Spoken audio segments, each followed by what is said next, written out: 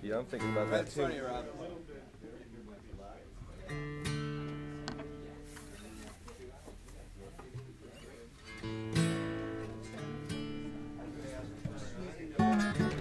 One, two, Mexicali.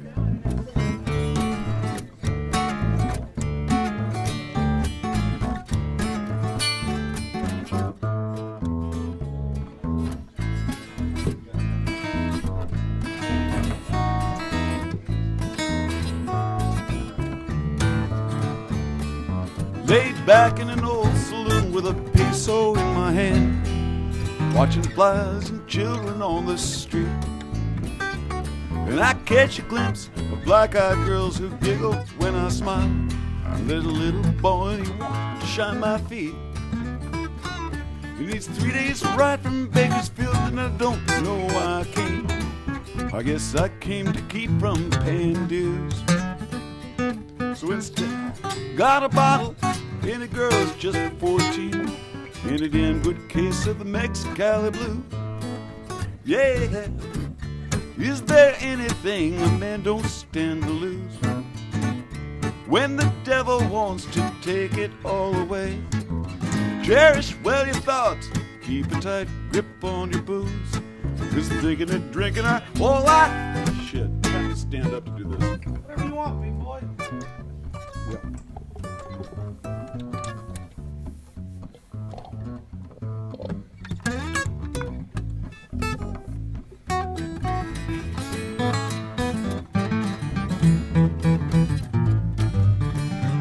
Well, she said her name was Billie Jean.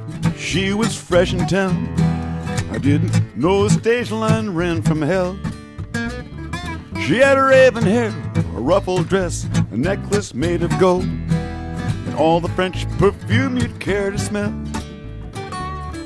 She took me up into her room, whispered in my ear, "Go on, my friend, do anything you choose." Now I'm paid for those happy hours I spent there in her arms with a damn good case of the Mexicali blue. Yeah, is there anything a man don't stand to lose when the devil wants to take it all away? Cherish well your thoughts, keep a tight grip on your booze, 'cause thinking and drinking are all I have today. Yeah. Okay.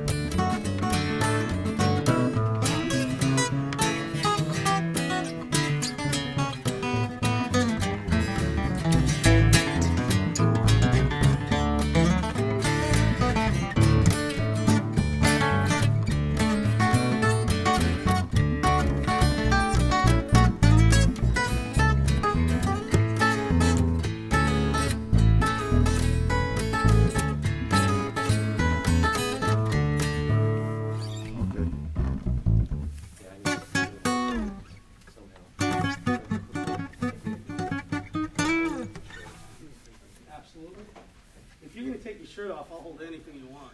Ooh.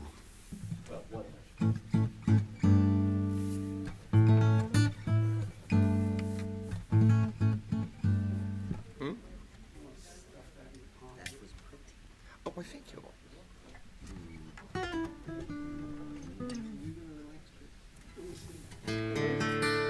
So I'm the only seated slag in this bunch? What's that? I'm the only remaining seated slag in this bunch. Right. He's not artiste. I play better sitting down, don't I?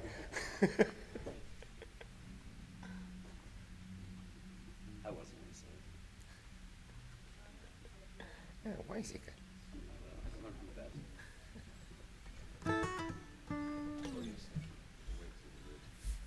So we're doing that and Cassidy and Ashes? Is that the Yeah, plan? why not? So we'll start off with that last one. And you say turn it down? Down, please, yes. In English, probably a good start down. Why don't you guys do another half a tune to make sure he can hear you guys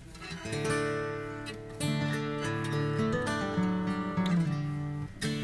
Let's do a little the outro on or the instrumental stuff on Ashes. 2, 3, 4.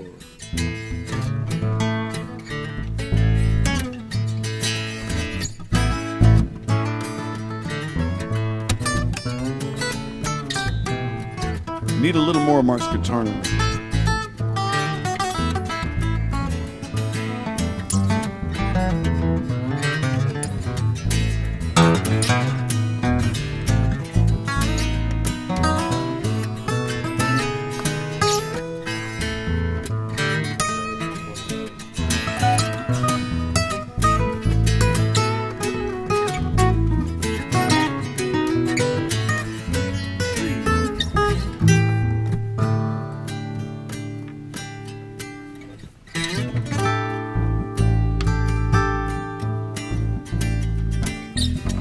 What if all tomorrow brings is ashes and glass?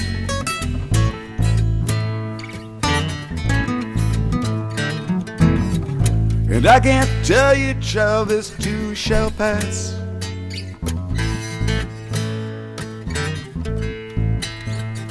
If all the world were okay.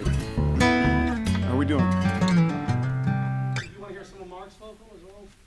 And your own? Well, let's see if we're doing Mexicali and Edition of Mixed Bag Radio. This is Cassidy- Pete Fornetale at the it doesn't make Museum sense of for me to sing my Television part and of Radio in Ashes New if York we're on City. the third, right? Nah, not really. So One, we don't two, really four. have We any okay? need for these vocal mics, except for yours. I just lost my entire mix, but I guess That that's. sucks. Did, you're not using headphones? I actually am using one, yeah. Huh? I'm using one. Ah. I'll leave it in case you call it all Right. vocal. You ready to roll in? Okay. Still have your mix button? Huh? Your phone's back? No, now they are. Now they are.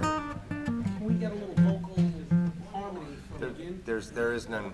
There is none. There will be no need for this or that or What are the is. songs that you're doing?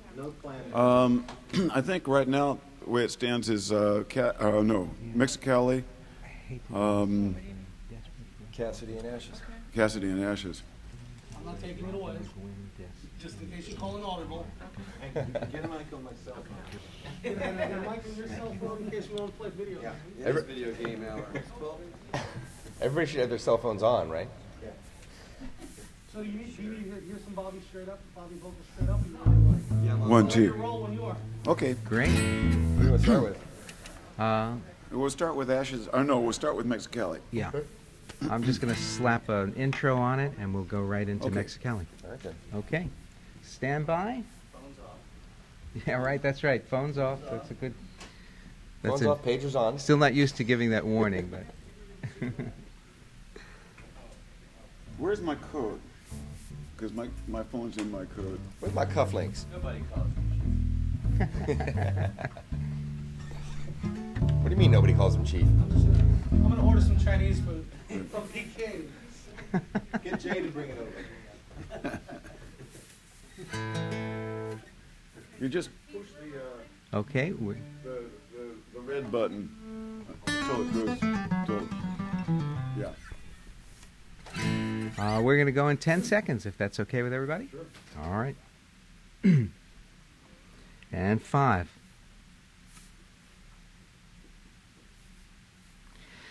Hello again, everyone, and welcome to another edition of Mixed Bag Radio. This is Pete Fornetale at the Museum of Television and Radio in New York City. very pleased to welcome my special guest today, Bob WEIR. 1, 2, 3.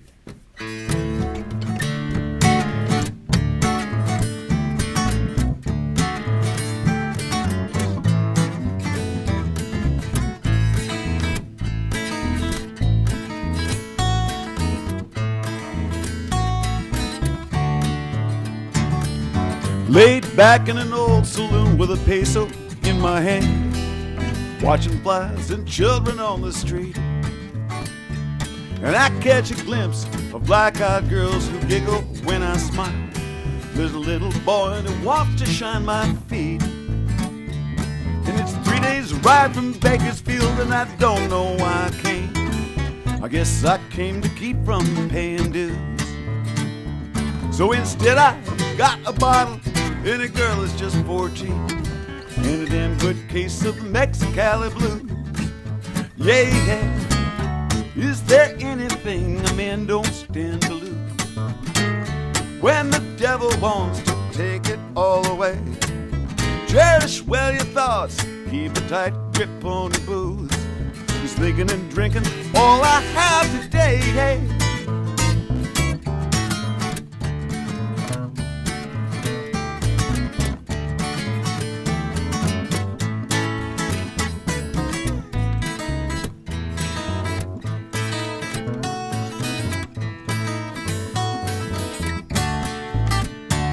Well, she said her name was Billie Jean.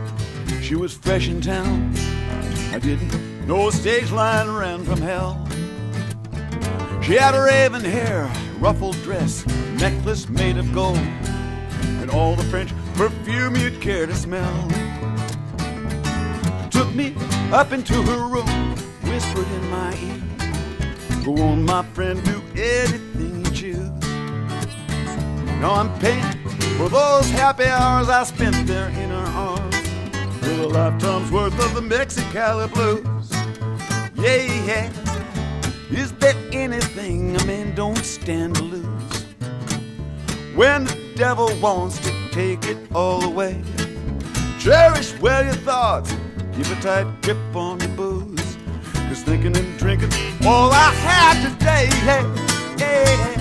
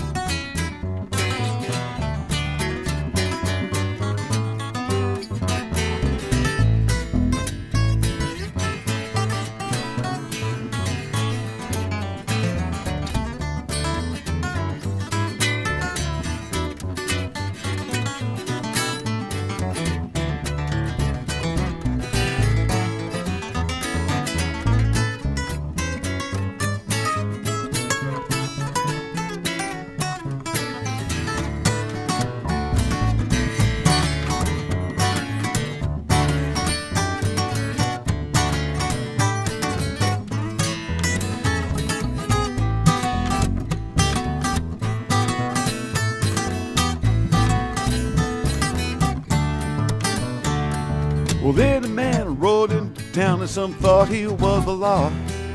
Billie Jean was waiting when he came. She told me he would take her if I didn't use my gun.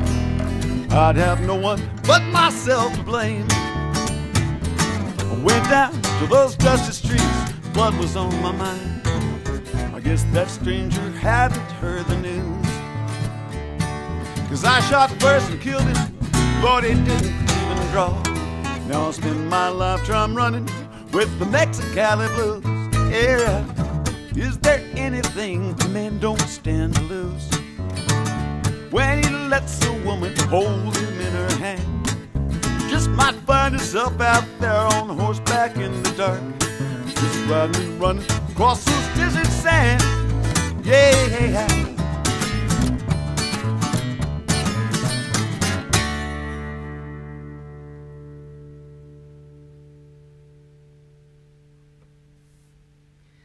Bob, we usually do these things Tom Snyder style without a studio audience, but there's a number of people today who I know want to show their appreciation for that terrific music. Thank you. And would you kindly acknowledge these wonderful musicians? We got Mark Karen on guitar here on my right, and Mr. Sylvester on my left on upright bass. Robin Sylvester. It's such a pared down sound, totally acoustic and totally wonderful. You've been taking this contingent out on the road in various forms these days, including clubs. What's it like for you these days to play a club? Well, it's intimate. People think that the bigger venues, hockey rink, stadium, and stuff like that, are the more frightening, the more, I don't know. But really, the more intimate the situation is, the more, more I get stage fright and stuff like that. That's interesting. That really is interesting. Yeah. So you have to have a different mindset depending on whether it's a club, a theater, a stadium, an outdoor, unlimited number of people? Not that big a difference, really. Playing is playing. You got to get warmed up, you got to get loosened up, and just let it roll, let it flow. Well, we're going to let it roll and flow today because we're celebrating the release of a new 2-CD set retrospective called We're Here on Hybrid Records. Bob, this is a very ambitious project covering a lot of years, a lot of performances, a lot of territory. How much input did you have into the project, into the selections and the sequencing, things like that? I went back and forth a fair bit with the production team, or whatever you want to call it. Any artist is going to have songs that, for instance, I didn't feel certain songs got the attention they deserved when they were first out. And then anybody who's trying to market a record is going to want to, a record like this is going to want to put out, all the hits, all the most popular tunes. So we went back and forth on that a fair bit, and came up with another number of meaningful compromises. Give me an example of one that you consider to have been somewhat overlooked that you wanted on here. Shade of Gray, which I don't think we're going to try to do acoustically because it. We'll play it right from the disc. Okay. Tell me a little about it. It's just my recollection of an evening I spent with a lover, and what was going through my head and my heart at that time. Shade of Gray on Mixed Bag Radio. That'll go in post-production, obviously. That's Shade of Gray as it appears on the new We're Here collection, a 2-CD set by my special guest today, Bob WEIR. As I mentioned, it is 2 CDs, 1 studio recordings and 1 live recording, which brings up an interesting part of your past, Bob. What's the difference for you between going into the studio to make a record and going on stage and capturing that lightning in a bottle that sometimes happens? Well, of course you have a live audience when you go on stage, and there's energy there, an energy that you don't get in the studio. And over the years, I've kind of learned to work with that. And, we sort of refocus it, and, we get that energy from the audience, and then we play with it, refocus it, and give it back. And it's sort of a game of catch that we get going. And that energizes the music. And you just don't get that much in a studio. You can imagine it, or you can go for something else to get the fire burning. But I've spent so much time on stage, and actually comparatively so little time in the studio, that really what I've become is a live musician. Developed into. That being said, we'll still make studio records, but I think we'll make them live on stage. Yeah. You can do that now. They each have assets and liabilities. Of course, you can take out any blemishes in the recording studio, go over it 18 times until you get it. Now you can do that live. With Pro Tools and all that kind of stuff, you can record multi-track, and then if there are clams, what we call clams, in the rendition, then you can go back the next day at sound check and repair. Going back to your earliest days of recording, for me, I remember that the first two albums, the first two Dead albums, I guess those were your first earliest experiences in the studio. The band, I did not get the band until Live Dead. But then after that, you had that 1-2 punch where I really felt that you had conquered the studio, and that was the year of Working Man's Dead and American Beauty. Did you feel that way about it at the time as well? At the time, but, everything is a totally fluid situation, the way we make music, the way we go about it. And it's, people call it making music, but actually you're just letting it happen. And as the years went by, we went through new levels, new plateaus or whatever of learning how to let it happen.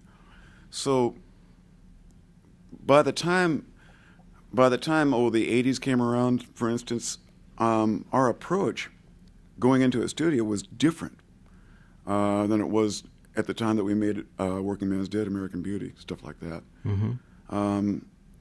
There was just something different about it. It'd be hard to explain, but right toward the end of the 80s, we came to another sort of agreement about how to go into the studio and how to go about making a record, and made a couple of good studio records back then. But in between, we were sort of at a loss in the studio, at least I felt. Mm-hmm, mm-hmm. Working with producers and stuff like that, rather than on our own.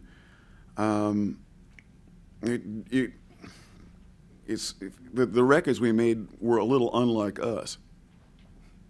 Well, this gives both sides of the story on this on this disc. There is the one of produced tracks, and there is the one of live tracks. Everyone in the band had their group identity and then went off and did solo things at times. Mm-hmm. The first one for you was the Ace album, which is well represented on this record. Five or six tracks started off. You still have a fondness for that? That collection. That was when I really first kicked into gear and started writing.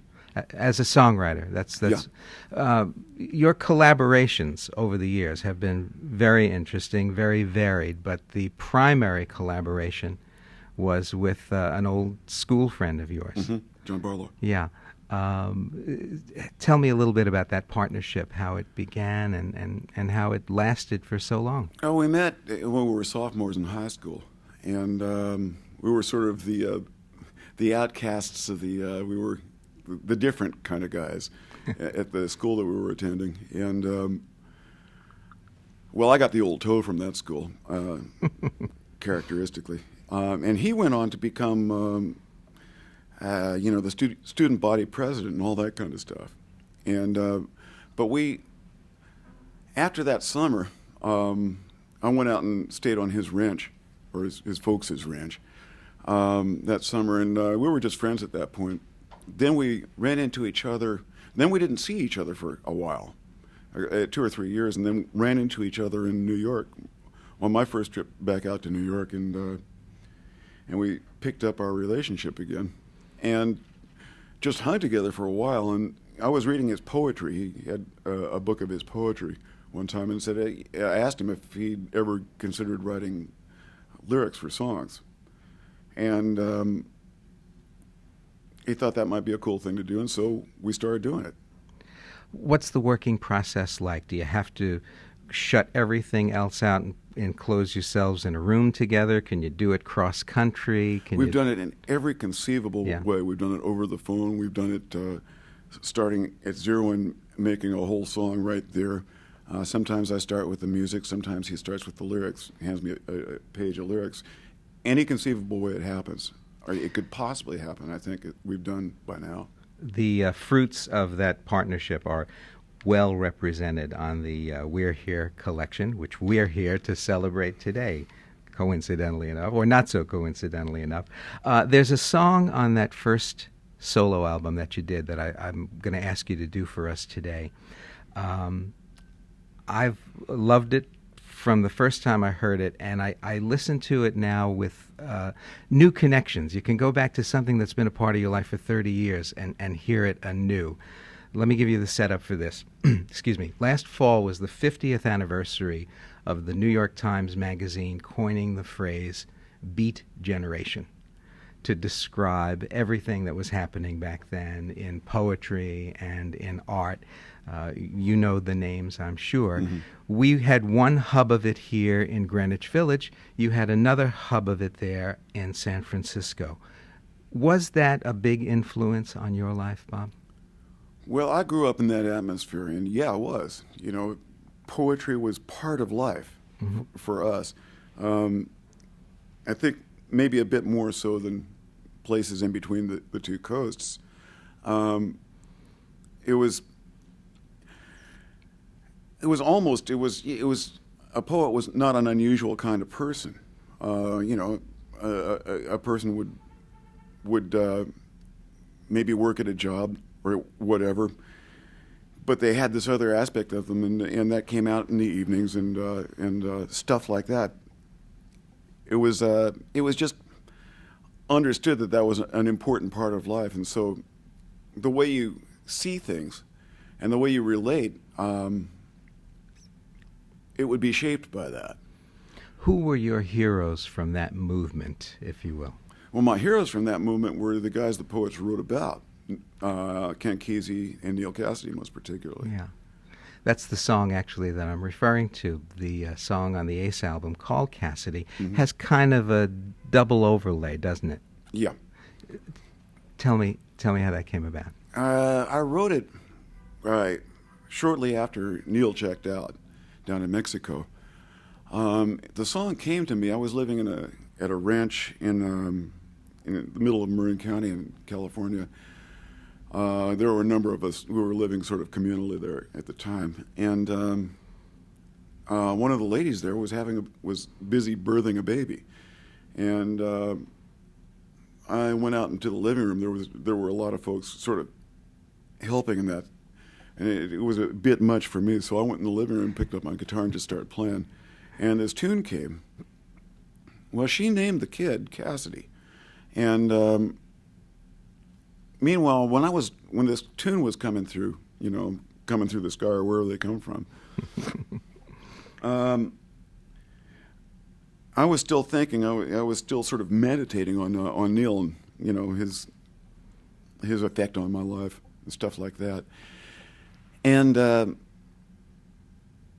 so the song was sort of the music was sort of about the new Cassidy, and it was also sort of about the old Cassidy. So Barlow and I sat down and we hashed that out. We talked that down a bit, and then the lyrics came out.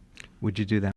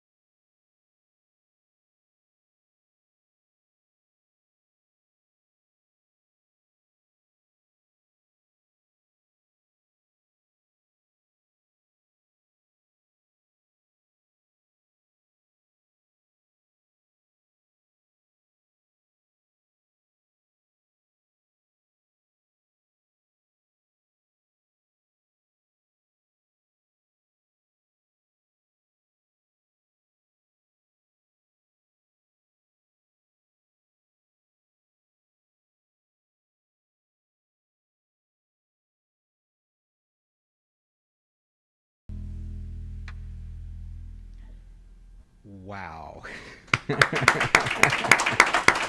Thanks. Bob Weir in a live version of Cassidy, which is the lead-off track on his new retrospective CD, We're Here, on Hybrid Records. This is Pete Fornatale on Mixed Bag Radio. I'll have more with Bob after this. All right, let's get right back into it. Pete Fornatale back with you on Mixed Bag Radio with my special guest today, Bob Weir. Bob, in the beginning, you were the kid, in quotes. You were the kid in the Grateful Dead for a pretty long time. When do you think that you came into your own as a member of the band? Probably in the early 70s. Now, you know, that didn't I was still a kid, but probably, I guess, still am, as far as the other guys are concerned. But at this point, Was it after Pigpen died to some extent? Did you have to step up to the plate at that point? Might have been. I don't know. I never thought much about it, but it could have been. Because Pigpen was, you know, he was something to behold. You know, he was a big part of the band while he was still there. A force of nature. Yeah.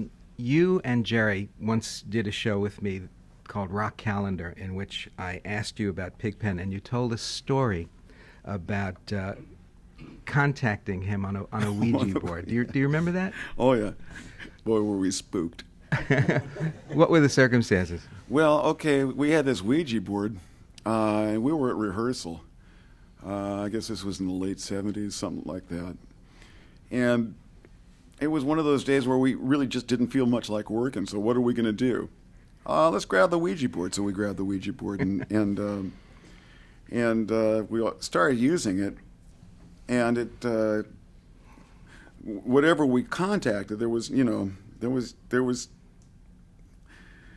it felt like we had something there, so we said, okay, who are you? And it spelled out Pigpen. Come on, you're not Pigpen. If you're Pigpen, what's your middle name? Because we all knew his middle name. It was Ronald Charles Garcia. Well, he didn't give us that. What he gave us was a word. It started with Q-U-Y, and it was a word that I'm not going to say, but it was if anybody knew Pigpen, they knew that was his real middle name, spelled the way only he would spell it. We all we were a bit flustered by that, and then we just threw up our hands and left. Yes, Jerry's remark was, "We folded that thing up and split." Do you feel you've had similar experiences with Jerry? I know that you said that you feel as if he's with you 24/7. How does that manifest itself? Well, the way he would influence, the way friends after a long time just rub off on each other. It affects me most particularly. I can explain it most particularly in the music when we're playing. I can more or less hear him still around the edges. I know where he's going with it, like I with the drift, with the flux that the music is presenting with what's happening. I can hear him. I know where he's going with it, and I can try to head for a complementary or a contrapuntal place that I know where he's going to. I know where he's going, and I know kind of when he's going to get there, and I can be there with a compliment or a surprise or something like that, just like it always was. Just like it was. And it's like that with the rest of life too for me. Mm-hmm, mm-hmm. And he's just there. I can hear him laughing. I can hear him being caustic, whatever. Go there. Nah, don't go there. That sucks. And all that kind of stuff. I was going to say, what do you miss most about him? But I miss the yucks. Well, we laughed our way across and back America and around the world. His one big quote was somebody recently told me that when they met us, and we were hanging in what we used to call the hacienda, the little guitar player's tent. And somebody came by and they met him, and we were just carrying on back there with Steve, Jeremy, the way we always did. And this person was kind of, a little taken aback by what we were just yucking it up. And Jerry said, "Well, yeah, the music's just what we do. Comedy is really our thing." We had some fun. That's very funny. I know this is the Bob Weir retrospective, but do you have a favorite moment where Jerry shines on this collection that we could play for our listeners? I'd have to look at it. This is the good thing about taping. All right.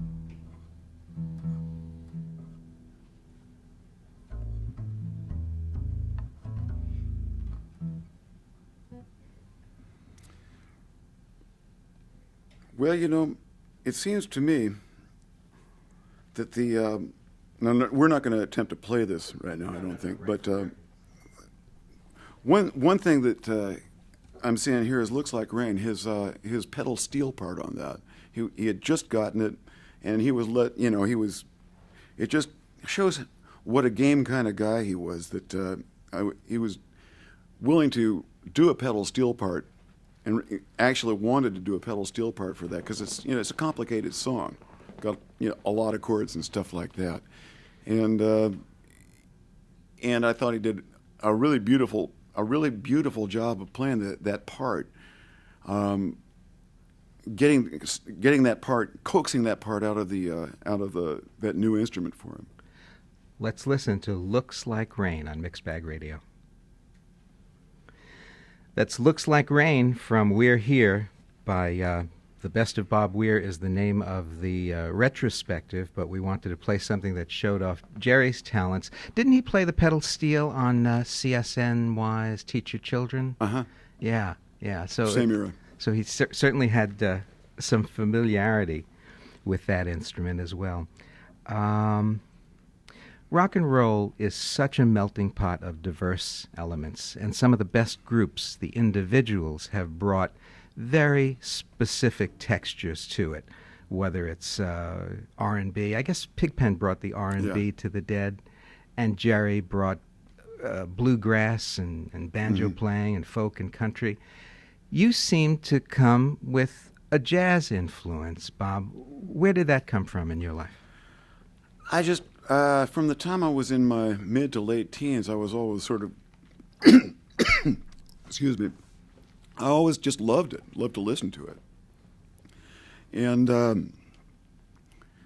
though I never went to school like most jazz players do, or hung with jazz players, with a few exceptions. I don't know. It just that's what appealed to me.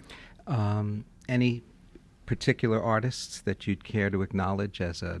Well, Bola Sete was a wonderful guitarist that I hung with for a while in the 70s. Mm-hmm. He checked out, I think, before the 80s. And then I listened a lot to McCoy Tyner. He was John Coltrane's piano player. Listened a lot to Coltrane as well. Mm-hmm. But McCoy Tyner's chordal style, the way he would work the harmonic development of a tune, and at the same time work the groove of the tune, I found altogether fascinating. You must have had a very interesting record collection at the time. It was pretty eclectic. Do you still? Do you go back and listen to that stuff? I got my iPod and it's loaded up with stuff. I just put it on shuffle, and it's kind of amazing the swings you get from Bill Monroe to Igor Stravinsky. That's great. Listen, your fans can recollect specific shows by the date, by the place.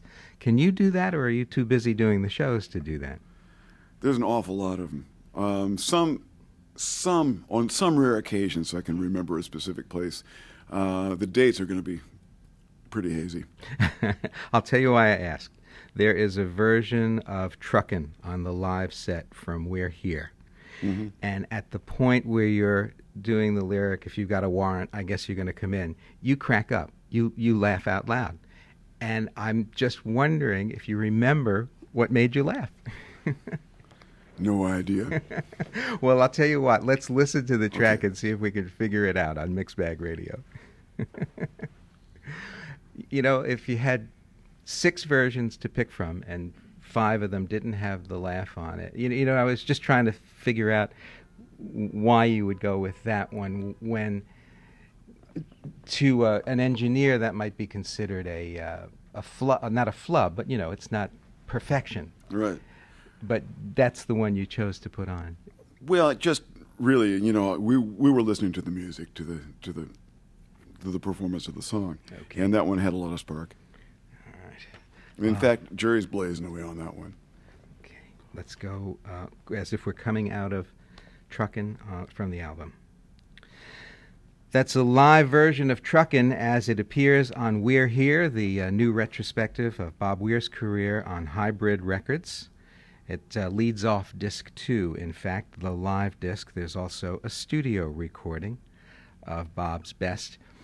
There is a line that you introduced, actually that Jerry introduced Johnny B. Good with at Fillmore, the closing night, in which he says, "Here's the one it's all about." It's a great version. In fact, if we have time, we will play it. But what I wanted to ask you about that was Johnny Johnson. Mm-hmm. Johnny Johnson was sort of a lost figure in rock and roll history for many years because of the way the business operated at that time. He is not credited for the things that he did on the records that he did them on. I think if it wasn't for Keith Richards doing that movie, Hail, Hail, Rock and Roll, he might still be driving a school bus in wherever it was that he moved St. to. Louis, yeah. Yeah. But you pulled him into the band at a certain point. Yeah, I heard that he was available, and I knew that we wanted to give this a try. At that point, the Midnights were we were a blues band. Kind of. We had my old friend Matthew Kelly playing harp, and this was right after Jerry had checked out, and I wasn't prepared, emotionally prepared or whatever, to go back and start doing the Grateful Dead songbook, and so I wanted to keep playing because I really had to. Mm-hmm. But I knew that the time would come that I'd get back to those tunes. But for the most part, I was. I just wanted to go somewhere else, musically speaking, and just get away. And I heard that Johnny Johnson was available, and I'd heard his work, of course. And we came out and tried him out, and for a year or two, he was our keyboard player. Fit right in? Oh yeah, Rat Dog sort of molded around him, in a way, and. He's one of my favorite humans as well, but he's just unbelievable piano player. He's I guess 80 or something like that. Yeah. He was on this show a couple of months ago. Full, not a bitter bone in his body. Number one. No, he's a wonderful guy. And just full of life and spirit and almost delight and wonderment that all of this has happened in his lifetime. You know what? Let's play that tribute. Let's play Johnny Be Good. Sure. For Johnny. The Grateful Dead, their live version of Johnny Be Good from Fillmore The Last Days. Pete Fornatel on Mixed Bag Radio. More with Bob Weir in just a minute. We're into the last segment. Okay. When we get to it, I'll ask you for that last closing number. Dennis, are we okay? We're good. We're okay. Okay.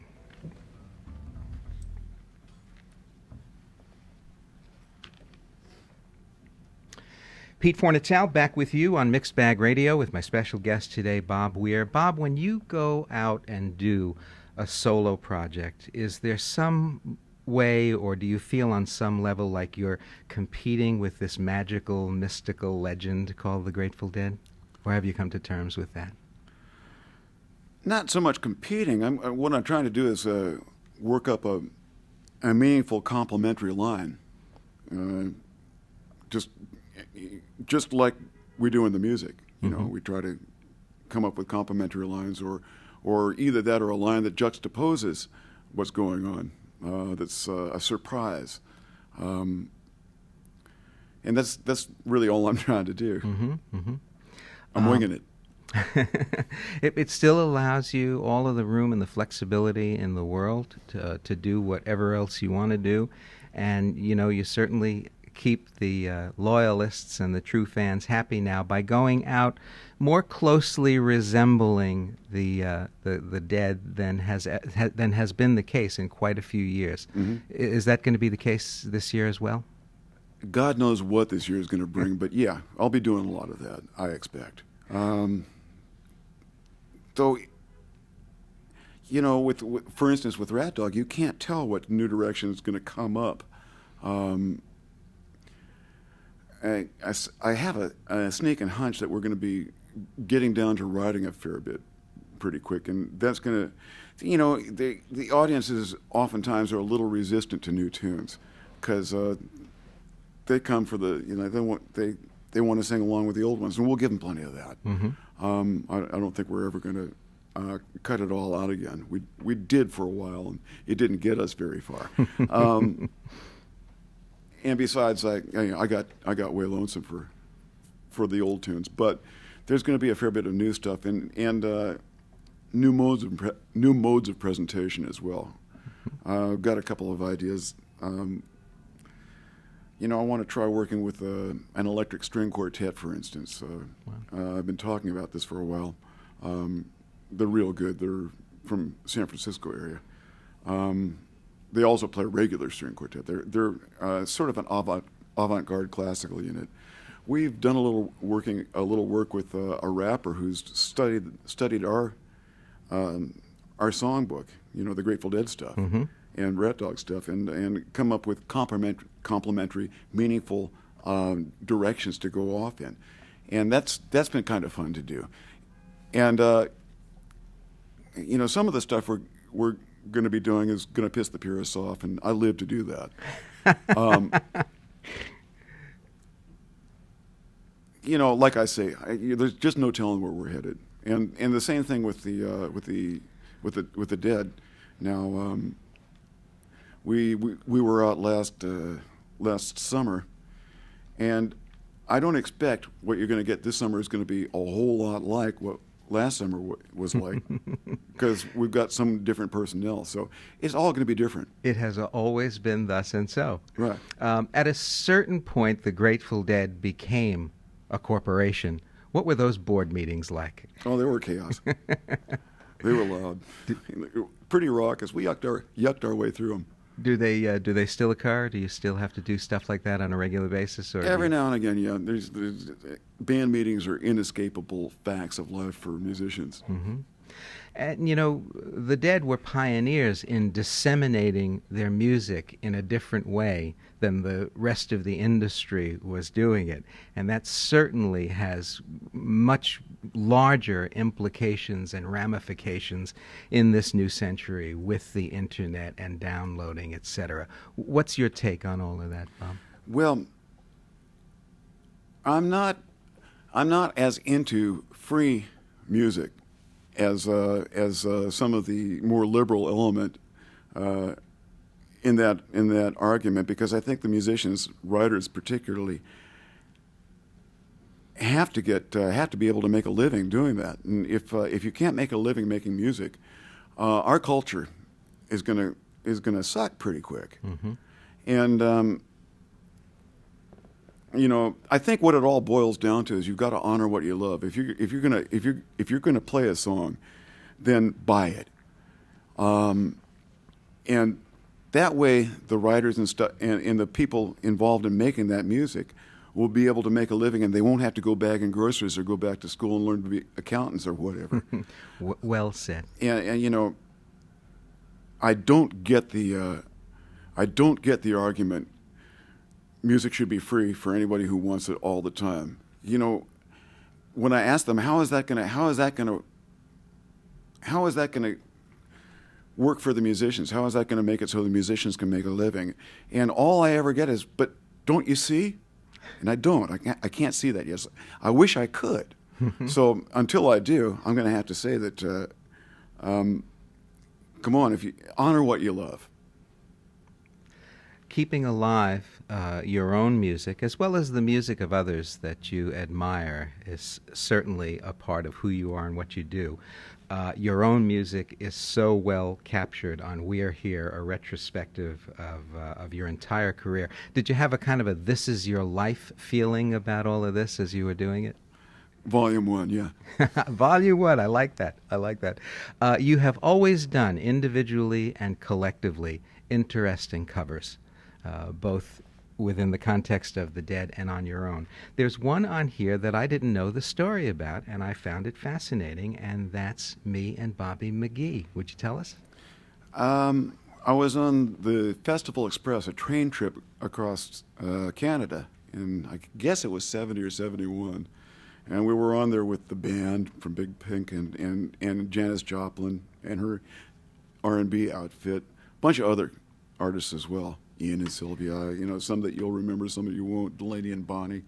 Eric Anderson was on that tour, and he told me that there's film of it, that there was a movie made. There's a movie coming out called Festival Express, I think. So it has survived, it does exist, we will get to see it. Yeah, I think so. Oh, that's great, that's great. I mean, it was a drunken melee all the way across Canada. It took 4 or 5 days. And at one point, it was, I guess, midday. And I was up, you know, just sort of wandering around. And there was this guy who was, he was a writer, I think, who was following the train around. A guy from Kansas, I think, as I recall, and he was playing this tune, Me and Bobby McGee. And, you know, I just sat down and started listening, and then Janice Joplin came in, and she sat down and started listening. It was a wonderful tune. So we learned it from him. And, you know, I wrote down the lyrics, and we were learning it. I think this might even be in the movie, or it might be on film. And so then we tried doing it, and we got through singing it, and at the end, I wasn't done, so I just started la-di-daing it, and Janice picked that up, and that became both hers and my rendition. Well, she certainly jumped on it, made a #1, I think it was posthumous, a #1 single for Chris Christopherson, who wrote the song out of it. Your version on the album comes from a New York date. It's a previously unreleased version. I guess, yeah. That was done here live in New York City in March of '72. Let's listen to Me and Bobby McGee. That's Bob Weir's version of Me and Bobby McGee as it appears on his new We're Here collection, The Best of Bob Weir, a 2-CD retrospective on Hybrid Records. Bob, our guest today on Mixed Bag Radio. I have to ask you just quickly we just had another Hall of Fame, Rock and Roll Hall of Fame ceremony here in New York City. You were part of the class of '94. Went in with the Animals, the band, Duane Eddy, John Lennon, Elton John, Bob Marley, and Rod Stewart. Your recollections from that night, Bob? Later on, well, Chuck Berry was there, and I guess we sort of drank each other under the table. It was kind of fun getting to know him on that level. Bob Dylan. What do you think Bob Dylan learned from the Grateful Dead, and what do you think the Grateful Dead learned from Bob Dylan? Well, let me do that one backwards. What we learned from him is to revere the mystery.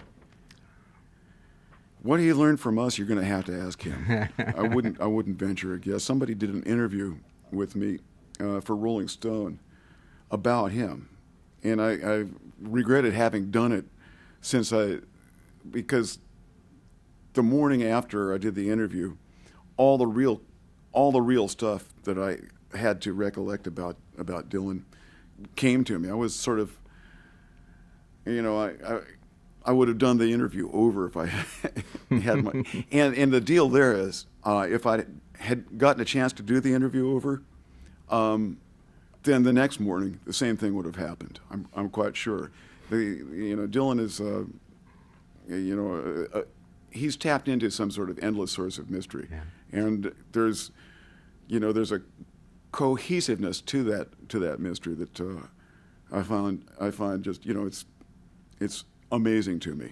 More than that, really. One last thing, Bob. For some, a retrospective like this is an end parentheses. You've already labeled it Volume 1, so we know that that's clearly not the case for you. But you tell a wonderful story about the late Count Basie. Would you mind telling it to close out this visit? Sure. I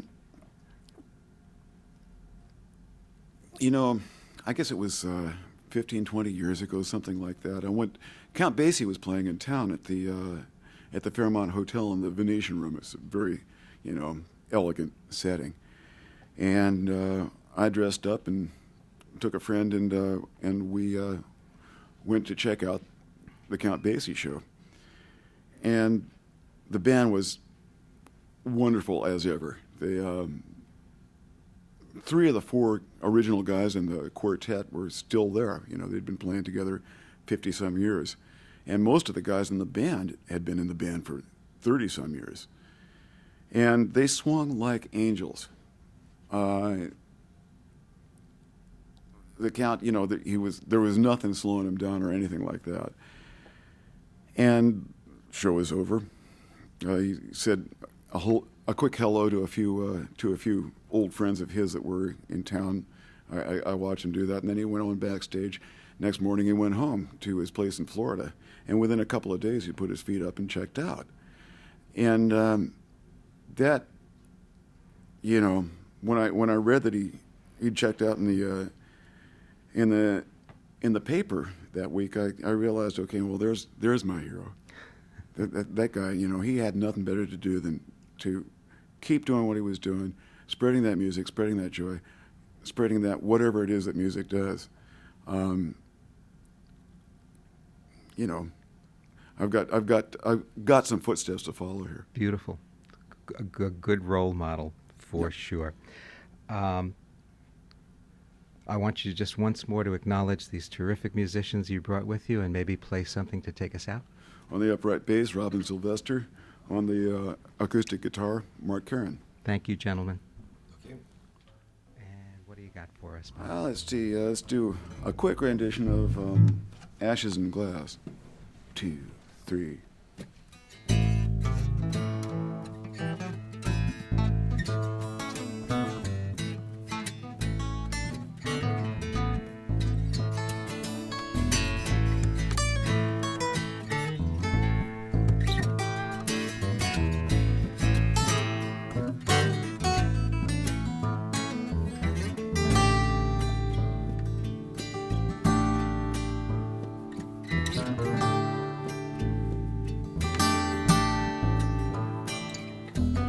What if all tomorrow brings is ashes and glass?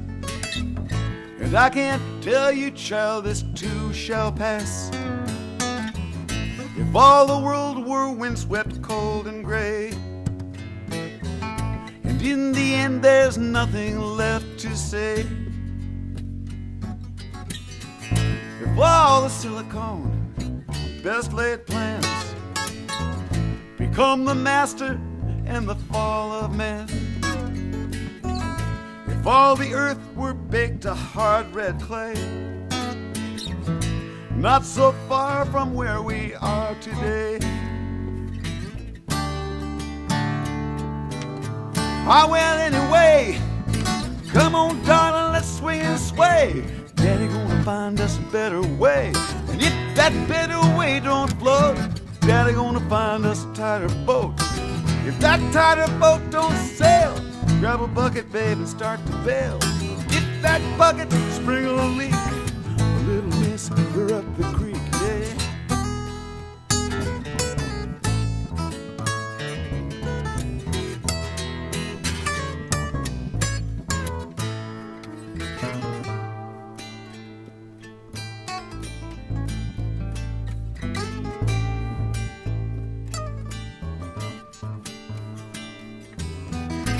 What if fire come raining on the hills and mountains made of rusting coupe de villes, and all God's children find themselves alone, and all the poets took to throwing stones? Guess we're on our own, no way out and no way home. Come on, darling, we can sing. Daddy gonna grab that old brass ring, and if that old brass ring don't fit, Daddy gonna get to fixing it. And if that old brass ring say broke, Daddy gonna buy you a billy goat. And if that billy goat don't bark, we give that goat the old kickstart.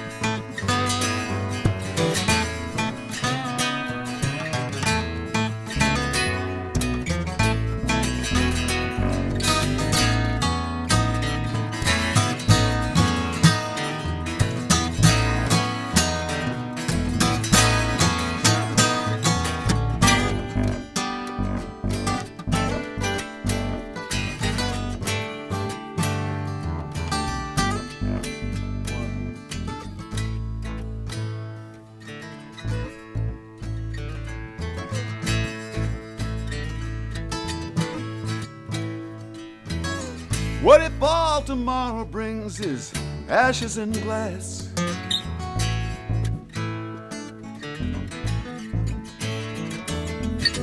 And I can't tell you, child, this too shall pass.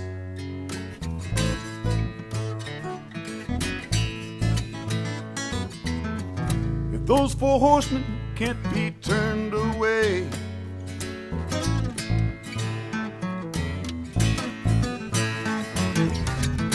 and everyone's too paralyzed to pray,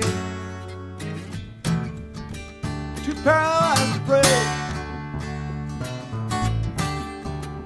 and the jury's out on Judgment Day, and there ain't nothing left to say, nothing left to say.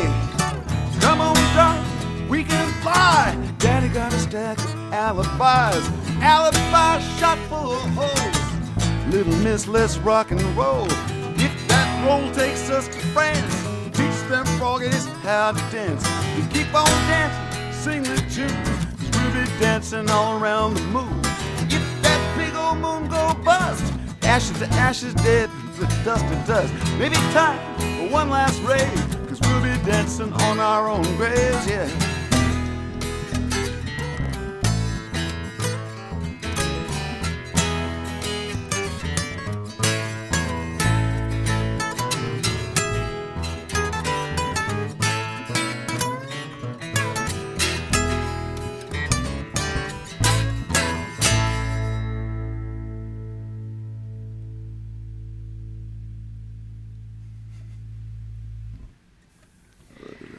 And that just about does it for this edition of Mixed Bag Radio. My thanks to Bob Weir for being our guest. Thanks also to Bill Kolar, Chris Hall, Linda Fetter, John Scher, and Dennis McNally. Special thanks this week to Ken Beck and Liz Jennings at the Museum of Television and Radio in New York City. If you'd like to know more about our program or see exclusive video performances by some of our previous guests, please visit our website at mixedbagradio.com. This is Pete Fornatel. Thanks for listening.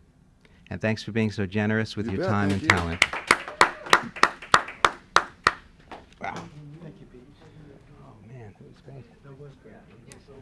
See, so that answers your question?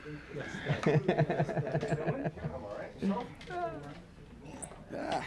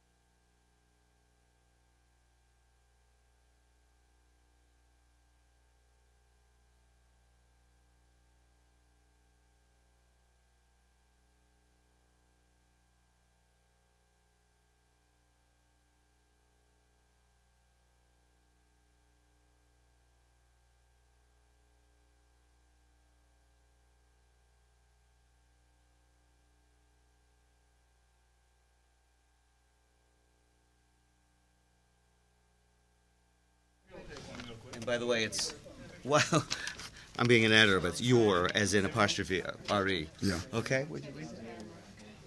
Okay, whenever you're ready.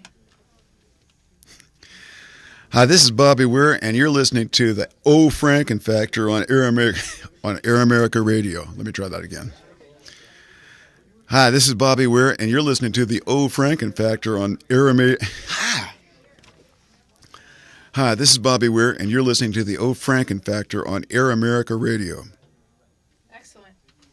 That's it. All right, thanks. Thank you. It's a pleasure. It took more than 10 seconds, though. We certainly want to support that.